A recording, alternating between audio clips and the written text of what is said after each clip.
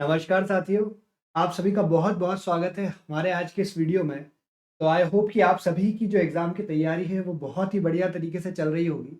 तो इसी तैयारी को एक बूस्ट अप देने के लिए मैं आपके लिए लेके आया हूँ नई सीरीज़, जिसके अंदर हम लोग प्रीवियस ईयर के क्वेश्चंस और जो एक्सपेक्टेड क्वेश्चंस है, जो एक्सपेक्टेड एमसीक्यू है, उनके बारे में चर्चा करने वाले हैं। तो जो पहला सब्जेक्ट हम लोग चूज़ करने वाले हैं वो है बेसिकली कंप्यूटर साइंस। तो अगर हम पटवारी के एग्ज़ाम की बात करें तो आप सभी को पता है कि पटवारी के एग्ज़ाम में हर एक सब्जेक्ट बहुत ही ज़्यादा महत्वपूर्ण है, जिसमें कंप्यूटर भी अपना एक अलग जगह बना के रखता है। तो मैं आपसे वादा करता हूँ कि अगर आप हमारी इस सीरीज़ को फ़ॉलो करते हैं, तो कोई-सी भी कॉम्पिटिटिव की एग्ज़ाम आपकी होगी, उसमें अगर कंप्यूटर का सेक्शन है, तो आप लगभग पूरे में से पूरे नंबर स्कोर करने की ताकत रख पाएँगे। तो आइए इस वीडियो को हम लोग स्टार्ट करते हैं और बढ़ते हैं कंप्यूटर से रिलेटेड क्वेश्चन्स की तरफ। तो ये है हमारा पहला प्रश्न, जो कि आप स्क्रीन के ऊपर देख सकते हैं कि फ़ेसबुक क्या है? तो अगर हम फ़ेसबुक की बात करें, फ़ेसबुक क्या है? तो आप सभी को इसका आंसर पता है कि फ़ेसबुक क्या है? फ़ेसबुक एक सोशल नेटवर्किंग वेबसाइट है ना?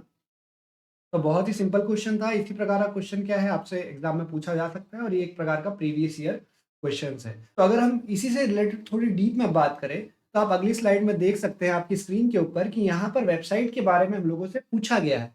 तो यहाँ पर देखते हैं हम कितने प्रकार की वेबसाइट्स हमारे पास में हो रखी है। तो सबसे पहले तो सोशल नेटवर्किंग वेबसाइट है ना? सोशल नेटवर्किंग वेबसाइट का आपको, मुझे, हम सबको बहुत ही ज़्यादा नॉलेज है, क्योंकि भले हमारी एग्ज़ाम की तैयारी चल रही हो, हम सबसे ज़्यादा टाइम जो है, कभी-कभी इवन पढ़ाई से ज़्यादा टाइम भी क्या है, हम सोशल नेटवर्किंग साइट को ही देते हैं।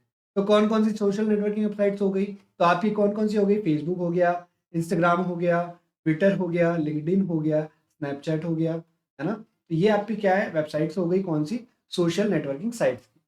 उसके बाद में अगर सर्च इंजन की हम लोग बात करें, तो सर्च इंजन आपको पता है, सर्च इंजन मतलब क्या होता है कि जैसे गूगल की हम लोग बात करें, आप कुछ भी चीज़ें लिखते हो, यहाँ पर आप कुछ चीज़ लिखते हो और उसी के बहुत सारे रिज़ल्ट जो ओवरऑल इंटरनेट पे मौजूद है, वो आपके सामने आ जाते हैं। तो कौन-कौन से इसके एग्ज़ाम्पल हैं, तो इसके अंदर आ जाएगा आपका गूगल आ जाएगा, बिंग आ जाएगा, है ना? उसके बाद आस्क आ जाएगा, याहू आ जाएगा। इसके अलावा भी कई सारे सर्च इंजन्स होते हैं, जो कि हमारे इंटरनेट पर मौजूद हैं। अब अगर हम इसके बाद में बात करें, तो इसके बाद में हम लोग बात करते हैं किसकी? इसके बाद में हम लोग बात करते हैं ई-कॉमर्स वेबसाइट की, कि ई-कॉमर्स वेबसाइट कौन-सी है? तो ई-कॉमर्स वेबसाइट में क्या-क्या आ जाएगा? ई-कॉमर्स वेबसाइट मतलब क्या? कि जो बिज़नेस कर रही है, जो क्या कर रही है? व्यापार कर रही है, किसके? इंटरनेट के थ्रू। तो हम सभी को पता है क्या-क्या हो गया? फ्लिपकार्ट हो गया, अमेज़न हो गया, पेटीएम हो गया, फ़ोनपे हो गया, या फिर आपका मीशो हो गया, उसके अलावा मिंत्रा हो गया। तो ये सारी की सारी जो वेबसाइट्स है, ये क्या है? आपकी एक तरीके से ई-कॉमर्स वेबसाइट है।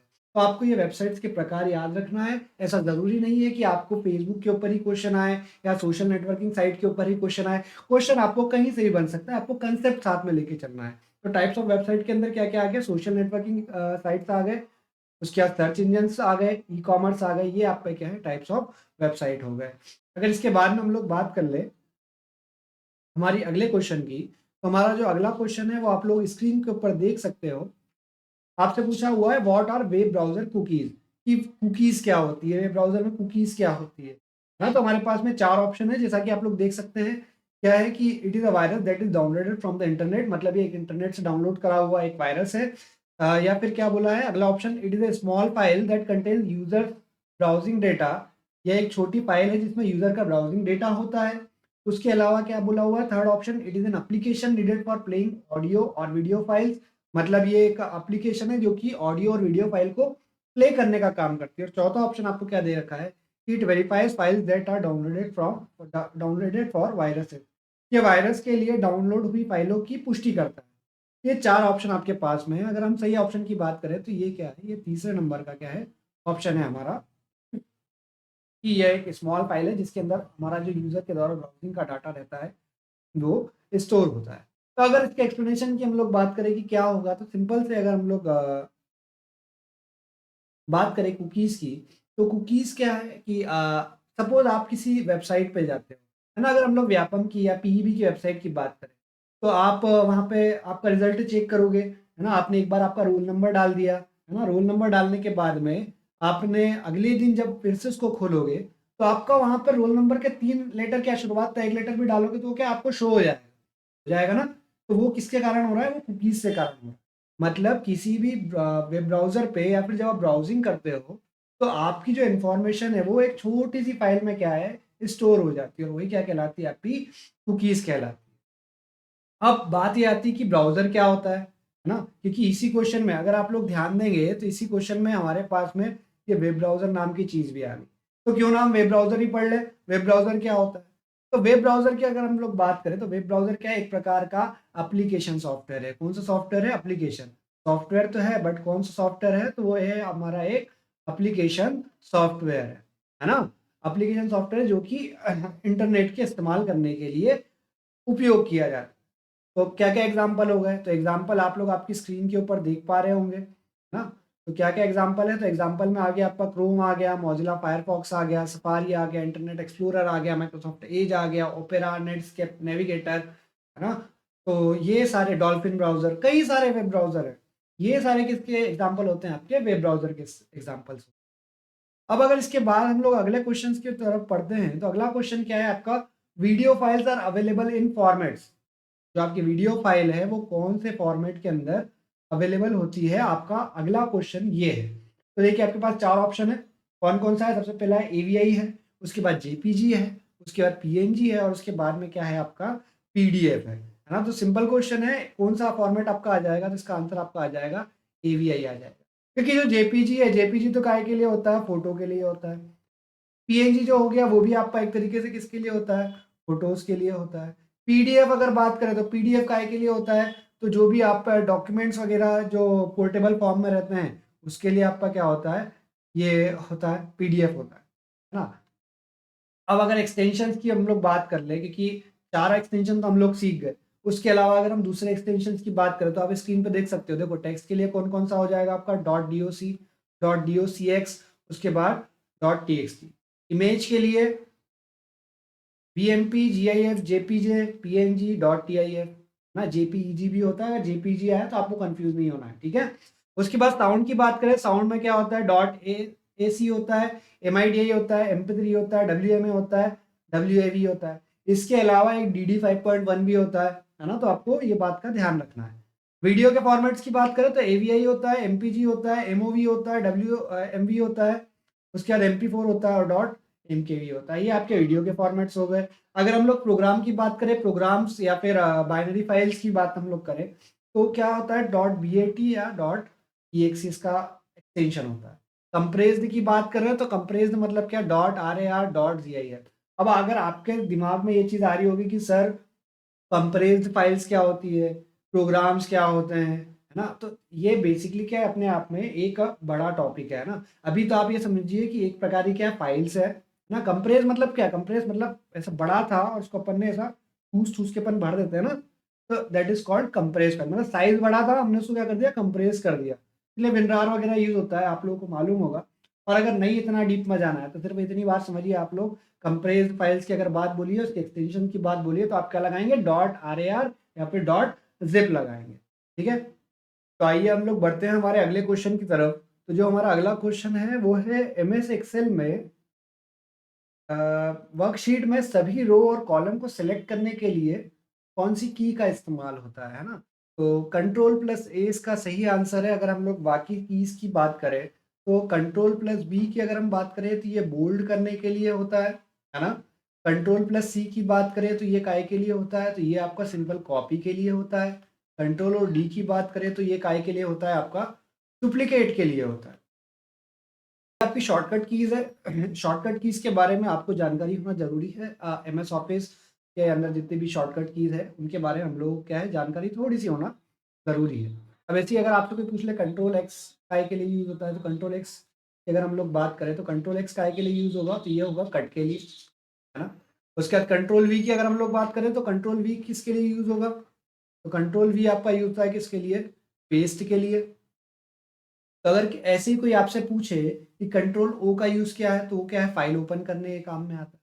ना तो ये जो शॉर्टकट कीज़ है, शॉर्टकट कीज़ आपको एक बार देखना पड़ेगी। अगर आप लोग बोलेंगे कि सर एक डेडिकेटेड वीडियो बना दीजिए शॉर्टकट कीज़ के लिए, तो हम पूरा का पूरा एक लेक्चर जो है वो सिर्फ़ और सिर्फ़ किसके लिए बना देंगे? शॉर्टकट कीज़ के लिए बना देंगे। ठीक है? तो इसके बाद हम लोग हमारे अगले क्वेश्चन की तरफ चलते हैं। इसमें ये लिखा हुआ है कि assigning a name to text और position in a MS Word document is called. तो किसी भी एमएस वर्ड में टेक्स्ट या स्थितियों का नाम अगर हम हमारे हिसाब से रखते हैं, है ना? निरूपण का मतलब यही है कि अगर हम उसका अलाइज़ नाम डाल रहे हैं या फिर किसी को नाम असाइन कर रहे हैं, तो वो क्या कहलाता है एक तरीके, तो उसका सिंपल सा आंसर आपका बुकमार्क होगा।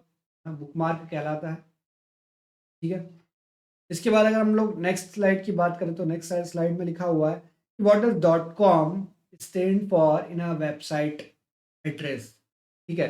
तो क्या लिखा हुआ है, www.google.com जैसे अगर लिखा हुआ है, तो इसमें जो डॉट कॉम है, डॉट कॉम क्या दिखाता है? तो डॉट कॉम क्या दिखाएगा? तो ये आपका कमर्शियल दिखाएगा, है ना? ये आपको ध्यान रखना है। अब इसी में एक यूआरएल से कितने क्वेश्चन बन सकते हैं, आप लोग यहाँ ध्यान दीजिए। आपसे ये पूछा जा सकता है कि एचटीटीपी का फुल फॉर्म क्या है? एचटीटीपी का फुल फॉर्म क्या आएगा? Hyper text transfer protocol. ये जो आपका एक तरीके से है पूरा का पूरा, ये क्या कहलाता है? तो ये क्या कहलाता है? तो इसको हम क्या बोलेंगे? तो इसको हम क्या बोलते हैं? तो इसको हम बोलते हैं यूआरएल। यूआरएल मतलब यूनिफॉर्म रिसोर्स लोकेटर, ठीक है? इसके बाद अगर हमसे अगला क्वेश्चन बनता है, तो अगला क्वेश्चन क्या होता है? तो अगला क्वेश्चन आपका डोमेन नेम का आता है कि इसका डोमेन नेम क्या है, ठीक है? तो ये क्या कहलाएगा? इसका डोमेन नेम कहलाएगा। ये बात समझ में आती है क्या आपको? तो ये कुछ क्वेश्चंस हैं जो आप पे किससे बन सकते हैं? यूआरएल से। इकलौता सिर्फ ये एक लाइन थी www.google.com, उससे कितने क्वेश्चन बना दिए हम लोगों ने, ठीक है? इसके अलावा आपसे एक और चीज़ पूछी जा सकती है इसके अंदर कि डॉट ओआरजी क्या होता है ना? डॉट इन क्या होता है? तो ये आप खुद से मेहनत करके मुझे कमेंट में बताएँगे, ठीक है? कि डॉट ओआरजी, डॉट आईएन, एक और आपने सुना होगा डॉट जीओवी ना, तो ये क्या होता है? ये आप मेरे को कमेंट में बताएँगे, ठीक है? थोड़ी मेहनत आपको भी करना पड़ेगी। हमारे अगले क्वेश्चन की तरफ बढ़ते हैं। हमारा जो अगला क्वेश्चन है, अगला क्वेश्चन क्या हो रहा है कि which of the following is the part of a central processing unit? Central processing unit का पार्ट कौन-सा है ना? तो कौन-सा इसका आंसर आएगा? तो इसका आंसर आएगा अरिथमेटिक एंड लॉजिकल यूनिट। अब इसी क्वेश्चन से हम देखिए कितने क्वेश्चन बनाने वाले हैं। सेंट्रल प्रोसेसिंग यूनिट, इसका मतलब क्या है? इसका मतलब क्या है? हम बात कर रहे हैं सीपीयू की। तो सीपीयू क्या कहलाता है? सीपीयू कहलाता है आपका क्या? ब्रेन ऑफ कंप्यूटर कहलाता है ना? ब्रेन ऑफ कंप्यूटर कहलाता है आपका सीपीयू। आपसे ये एग्जाम में पूछा जा सकता है ब्रेन ऑफ कंप्यूटर किसको कहते हैं, तो आप किसको बोलेंगे? सीपीयू को। अब सीपीयू के अंदर क्या-क्या चीज़ें होती है ना? अगर हम लोग बात करें कि एक सीपीयू के अंदर क्या-क्या चीज़ें होती है, तो हम अगर उसके डायग्राम को देखें, ब्लॉक डायग्राम की अगर हम लोग बात करें, तो सीपीयू के अंदर क्या हो रखा है आपका? एएलयू, है ना? एएलयू के बाद में क्या है? सीयू। कोई-कोई बुक वाले इसी के अंदर मेमोरी को भी इंक्लूड कर देते हैं, कोई-कोई मेमोरी को इसके बाहर करते हैं, ठीक है? तो एएलयू का जो फुल फॉर्म है वो आपके सामने यहाँ पे लिखा हुआ अरिथमेटिक और लॉजिकल यूनिट, है ना? ये क्या, तो ये क्या काम करता है? तो ये आपके जितने भी अरिथमेटिक ऑपरेशंस है या जो लॉजिकल ऑपरेशन है वो परफॉर्म करने का काम करता है। उसके बाद में लिखा है हम लोगों ने सीयू। सीयू मतलब क्या? तो सीयू मतलब आपका होता है कंट्रोल यूनिट। सीयू का मतलब क्या हो रखा है? कंट्रोल यूनिट हो रखा है ना? कंट्रोल यूनिट मतलब क्या? कि जितने भी आपके ऑपरेशंस हो रहे हैं ना, उसको कंट्रोल करने का काम कौन कर रहा है? कंट्रोल यूनिट का, ठीक है? तो अगर आपसे ये पूछा जाए कि एएलयू और सीयू का कॉम्बिनेशन क्या कहलाता है? तो आप क्या बोलोगे? सीपीयू कहलाता है। अगर आपसे कोई बोले कंप्यूटर का ब्रेन क्या होता है? तो क्या कहोगे? सीपीयू कहोगे, ना? अगर आपका एक्रोनिम पूछे कि सेंट्रल प्रोसेसिंग यूनिट का क्या होता है? तो उसमें भी आप क्या बोलोगे? सीपीयू बोलोगे। अगर आपसे ये पूछे कि कंट्रोल यूनिट किसका भाग है? तो किसका भाग है वो? सीपीयू का भाग है। तो आई होप कि आपको ये चीज़ें क्लियर हुई होगी। चलिए हम हमारे अगले क्वेश्चन की तरफ बढ़ते हैं। तो जो हमारा अगला क्वेश्चन है, वो है कि एमएस वर्ड में कैरेक्टर के फॉर्मेट कॉपी करने के लिए किस ऑप्शन का यूज़ होता है? ठीक है? एमएस वर्ड में कई सारे ऑप्शन होते हैं, है ना? तो कैरेक्टर को क्या बोला हुआ है? Which icon is used to copy of character. हाँ, कैरेक्टर्स की कॉपी करने के लिए किसका यूज़ होता है? तो इसका आएगा आपका फॉर्मेट पेंटर। ठीक है? फॉर्मेट बटन नहीं आएगा, पेंटर नहीं आएगा, कैरेक्टर पेंटर नहीं आएगा। बेसिकली अगर हम लोग बात करें तो ये चीज़ें तो होती ही नहीं है एमएस वर्ड में। फॉर्मेट पेंटर हो रखा है ना? फॉर्मेट बटन अलग काम करता है, ठीक है? आप सिंपल इसका आंसर क्या लगाएँगे? Format painter. Basically format painter क्या काम करता है कि अगर आपने कोई सा भी टेक्स्ट लिखा हुआ है ना, या कुछ कैरेक्टर्स लिखे हुए हैं, है ना? उसकी आपने कोई एक फ़ॉन्ट सेट कर दिया, उसका आपने साइज़ सेट कर दिया और आप क्या चाहते हो कि वही जो उसका सेटिंग है, उसके फ़ॉन्ट की और उसके कलर की, वो दूसरी जगह चले जाए, टेक्स्ट ना जाए। बट क्या जाए उसकी जो सेटिंग करी हुई है हम लोगों ने वो चले जाए। तो आप किसका यूज़ करोगे? फॉर्मेट पेंटर का यूज़ करोगे। ये बात आपको दिमाग में रखना है। क्वेश्चन जो है वो है विषम ज्ञात कीजिए, मतलब find out the odd. Odd हमको ज्ञात करना है। ऑड, ऑड मतलब क्या? सबसे अलग। सबसे अलग मतलब क्या? तो हमारे पास 3 ऑप्शन है, जावा, सी, सी प्लस प्लस, लाइनक्स। तो जो जावा है आपका, जावा क्या है? प्रोग्रामिंग लैंग्वेज है। सी क्या है? एक प्रोग्रामिंग लैंग्वेज है। सी प्लस प्लस क्या है? वो भी एक आपकी प्रोग्रामिंग लैंग्वेज है। जो हमारा लाइनक्स है, लाइनक्स, लाइनक्स हमारा आंसर हो जाएगा। लाइनक्स क्या होता है? लाइनक्स तो हमारा क्या होता है? ऑपरेटिंग सिस्टम होता है। ऑपरेटिंग सिस्टम क्या होता है? एक प्रकार का सिस्टम सॉफ्टवेयर है। ऑपरेटिंग सिस्टम के अगर और एग्जांपल हमको चाहिए तो क्या हो जाएगा आपका? विंडोज़ हो जाएगा ना। विंडोज़ के अलावा क्या हो जाएगा आपका? यूनिक्स हो जाएगा। उसके बाद क्या आ जाएगा आपका? रेड हैट आ जाएगा। रेड हैट के बाद में आपका क्या आ जाएगा? मैकओएस आ जाएगा। मैकओएस के बाद में हम लोग बात करें क्या आ जाएगा? एंड्रॉयड आ जाएगा। तो ये आप पे क्या है? कुछ आप पे ऑपरेटिंग सिस्टम्स के एग्जांपल है। ये जो ऊपर 3 है ये क्या है? तो ये हाई लेवल प्रोग्रामिंग लैंग्वेज। आपसे यहाँ से भी क्वेश्चन पूछ सकता है कि Java high level programming language है या low level programming language? C high level programming language है या लो लेवल है? जैसे C plus plus high level है या लो लेवल है? तो ये तीनों कैसी लैंग्वेज है आपकी? हाई लेवल प्रोग्रामिंग लैंग्वेज है। ठीक है, इतनी बात आपको समझ में आई है। तो हम लोग हमारे अगले क्वेश्चन की तरफ बढ़ते हैं। तो अब अगले क्वेश्चन पे हम लोग बात करें उससे पहले आपसे एक छोटी सी रिक्वेस्ट है कि अगर आपने अभी तक इस चैनल को सब्सक्राइब नहीं किया है तो इस चैनल को सब्सक्राइब कर लीजिए, ताकि आने वाले हमारी जो सीरीज़ है उनको आप अच्छे से फॉलो कर सकें। अब इस चैनल के ऊपर पटवारी के अलावा यदि आप वर्ग 2 की तैयारी कर रहे हैं तो वर्ग 2 से रिलेटेड भी कंटेंट क्या है बहुत ही जल्दी आने वाला है। तो आप उसके लिए भी क्या है, इस चैनल को सब्सक्राइब कर लीजिए। इसी प्रकार से हम ऑब्जेक्टिव्स के ऊपर बात करेंगे। कुछ क्लासेस होगी जो डेडिकेटेड लेक्चर सीरीज होगी, है ना। जैसे कि वर्ग 2 में विज्ञान है ना, तो विज्ञान में फिजिक्स आएगा, है ना, केमिस्ट्री आएगा, बायोलॉजी आएगा। ऐसे मैथ्स से अगर आप लोगों ने डाला है तो उसमें फिजिक्स, केमिस्ट्री आएगा, मैथ्स आएगा। तो इनकी हम टॉपिक वाइज लेक्चर भी लगाएंगे और स्पेशल एमसीक्यूज के लिए भी, जैसे ये हमारा सेशन चल रहा है, इसी प्रकार से एक एमसीक्यू वाले वीडियोस भी हम क्या है बकायदा आपके लिए लेके आएंगे। तो अगर आप उन सारे वीडियोस को मिस नहीं करना चाहते तो हमारे इस चैनल को सब्सक्राइब कर लीजिए, इस वीडियो को शेयर कीजिए अपने दोस्तों के साथ में, है ना। और अगर कोई भी डाउट है आपको किसी भी टॉपिक से रिलेटेड, कंप्यूटर से रिलेटेड है या फिर आपका एग्ज़ाम से रिलेटेड कोई डाउट है या फिर आपका टीचिंग एग्ज़ाम से रिलेटेड कोई डाउट है, तो आप कमेंट में बेझिझक पूछिए, मैं आपकी सारी क्वेरीज सॉल्व करने का प्रयास करूँगा। ठीक है? अब हम लोग आगे बढ़ते हैं, वापस हमारे वीडियो को कंटिन्यू करते हैं। अगला जो हमारा क्वेश्चन है उसमें ये लिखा हुआ है कि एमएस वर्ड में मार्जिन तथा पैराग्राफ के आरंभ के मध्य में छूटा हुआ अंतराल कहलाता है। तो वो आपका क्या कहलाता है? इंडेंटेशन कहलाता है। ठीक है? अब बेसिकली जब आप कोई सा पैराग्राफ लिखते हो ना एमएस ऑफिस में, जैसे कि आप सपोज यहाँ पे कुछ लिख रहे हो कि माय नेम इज, जैसे अगर आप कोई लाइन लिखते हो या पैराग्राफ लिखते हो, है ना, जैसे मैं सपोज यहाँ पे लिखूँ माय नेम इज निशांत, है ना। अब उसके बाद मैं क्या चाहता हूँ कि जो मेरी अगली लाइन है वो इसके आगे से यहाँ से चालू हो, है ना? और पूरा का पूरा जो आ जाए वो भी क्या आ जाए, इसके नीचे ही आ जाए। तो ये जो बीच में स्पेस छूटी हुई है इसकी हम लोगों ने बात करी पैराग्राफ के या मार्जिन के पहले भी। जैसे कि आपकी मार्जिन, आपका जो पेपर है वो यहाँ से चालू हो रहा है बट इतना हिस्से का जो गैप है ना, ये तो ये क्या कहलाता है? तो ये आपका क्या कहलाता है? इंडेंटेशन कहलाता है। तो ये बात आपको ध्यान रखना है।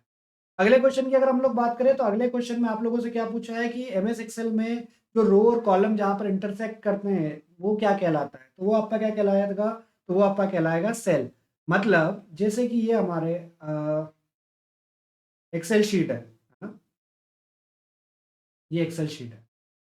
तो वो लोग क्या बोल रहे हैं कि वो पॉइंट जहां पर आपका रो और कॉलम क्या इंटरसेक्ट कर रहे हैं, मतलब ये वाला, ये हिस्सा क्या कहला रहा है आपका? तो ये हिस्सा क्या कहलाएगा? तो ये हिस्सा आपका क्या कहलाएगा? सेल कहलाएगा। तो ये जो खड़े खड़े एरिया क्या कहलाते हैं? ये कॉलम्स कहलाते हैं, और जो आड़े आड़े हैं वो क्या कहलाते हैं? आपके रोज कहलाते हैं, है ना।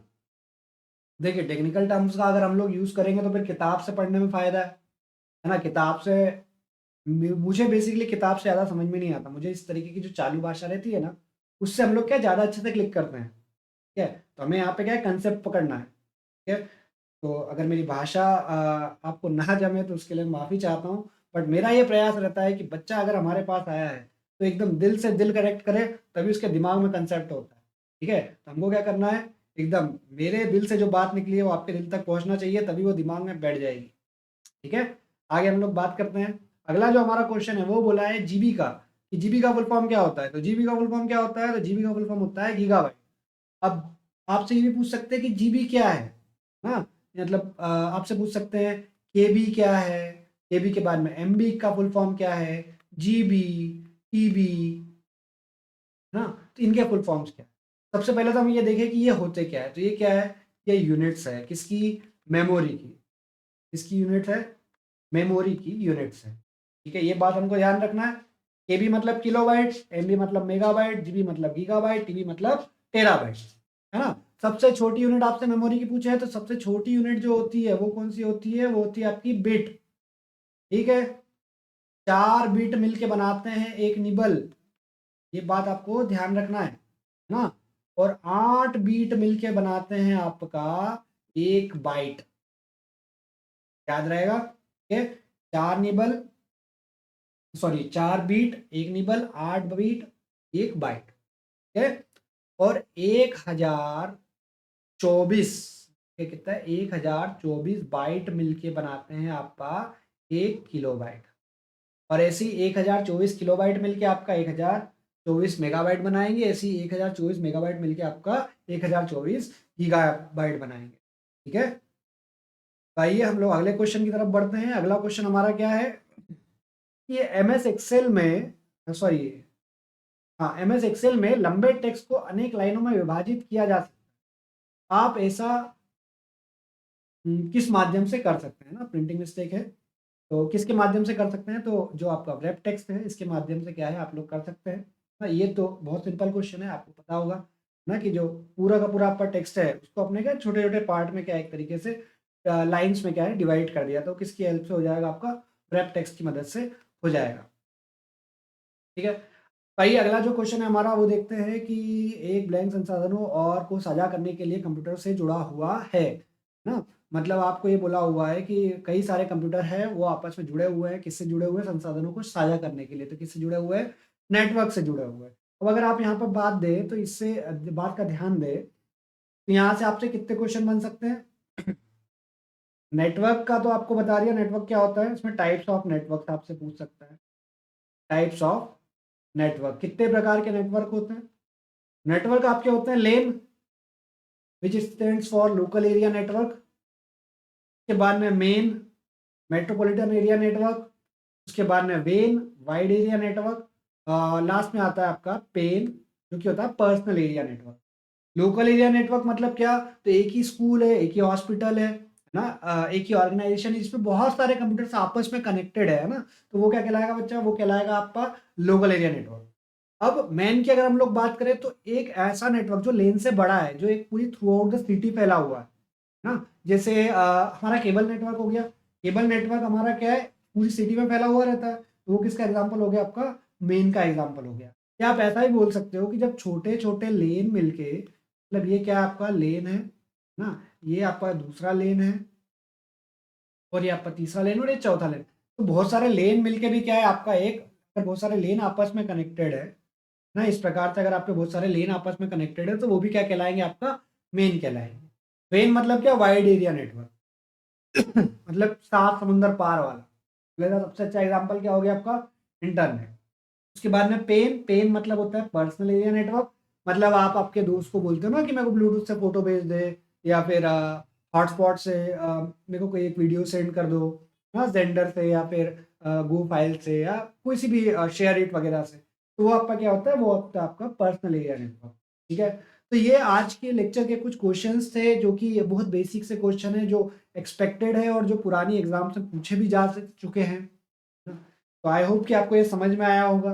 तो अगर आपको ये समझ में आया है और आपको थोड़ा भी अगर अच्छा लगा है ये वीडियो, तो इस वीडियो को लाइक कीजिए, इस वीडियो को शेयर कीजिए, और ऐसे कई सारे वीडियोस के लिए, कई सारे कंटेंट के लिए सब्सक्राइब कीजिए हमारे इस चैनल को, और सब्सक्राइब बटन के पास में बने उस बेल आइकन को भी, नोटिफिकेशन को ऑल पे क्लिक कर दीजिए। तो मिलते हैं हम लोग बहुत ही जल्द हमारे नेक्स्ट लेक्चर में। तब तक के लिए see you, tata, bye bye, best of luck for your exam and be positive.